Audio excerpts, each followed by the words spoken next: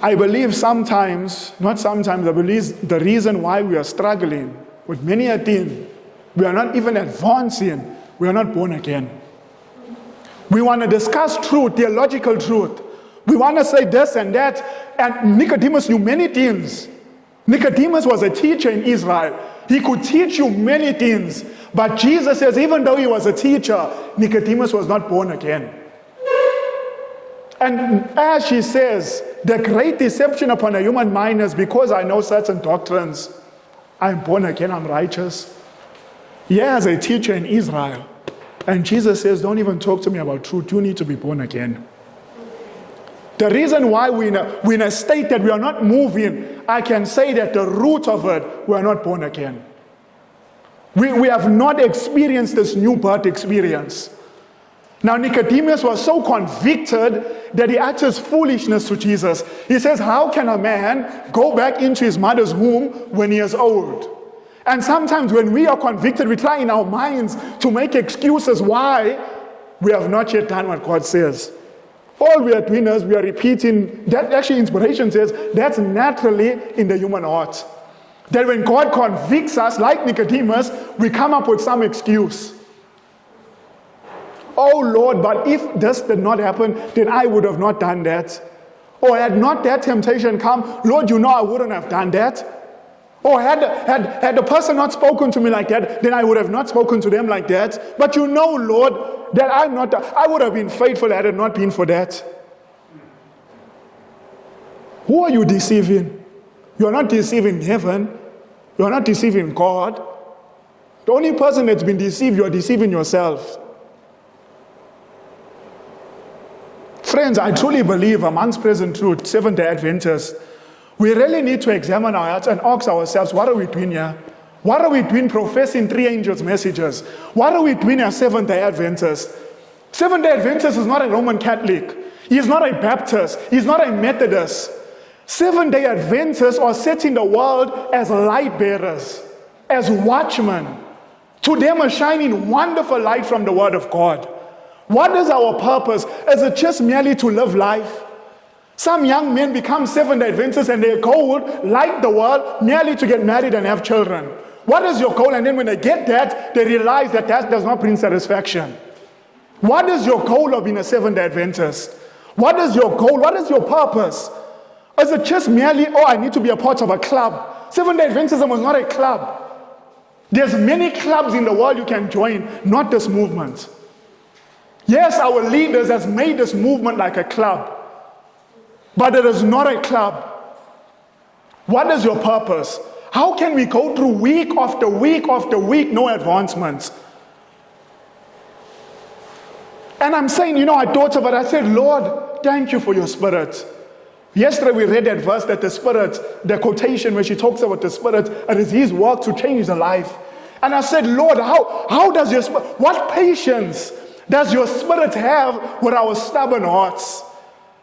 How many times you tell us, and I know I can tell certain people 3, 5, 6 times to do something and they don't do it.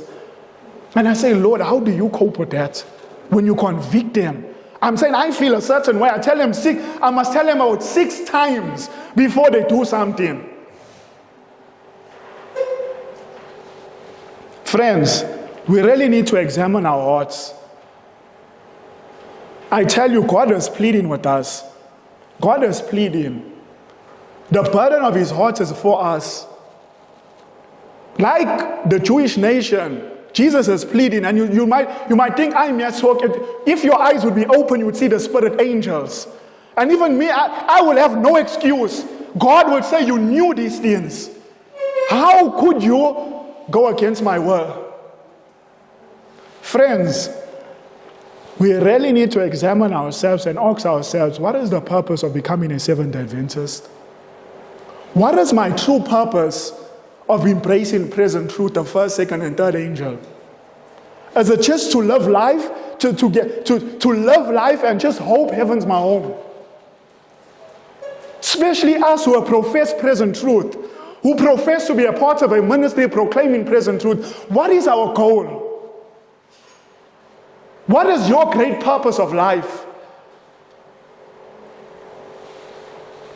Friends, we really need to examine ourselves. I know by God's grace, in some degree, I understand what's my goal. Prepare people. And if I told the Lord, Lord, somewhere along the path, my feet might slide, put me off to sleep before that ever takes place. I would rather rest in the grave in Jesus than to live a few more years and be lost. What is your goal of living? Oh, my goal of living is to get a family. My goal of living is to get money. My goal of living is to get a car. My goal of living is to be satisfied. Is that the purpose of life? Is that the purpose of becoming a Seventh-day Adventist? So, that is the mind. Thank you. That is the mindset of Babylon. And there are Babylonians today within Seventh-day Adventism, within present truth, the same mindset of Babylon. I want to become rich. What is your purpose? I remember a minister was talking, and he was sharing that he was doing studies and doing evangelistic series. And there was one man who was attentive, coming night after night after night. But then he noticed that man stopped coming. And so because they had already made contact, he went to his house and he found out, like, what is it you no more come in? And through their conversation, he heard that the man thought, this is what he thought, that if I become a Seventh-day Adventist, I'm going to have to give up everything that I have. I have to give up all my money, every little thing that I have, I must give it up to the church. You know what the man said? The evangelist, he said, what you believe is true. He said to him, what you is true, only thing is, you don't give it to the church. Jesus, God, is going to require everything you have. Everything. Are we willing to give up everything? Are we willing to give up everything? You should examine your heart. Friends, God is pleading.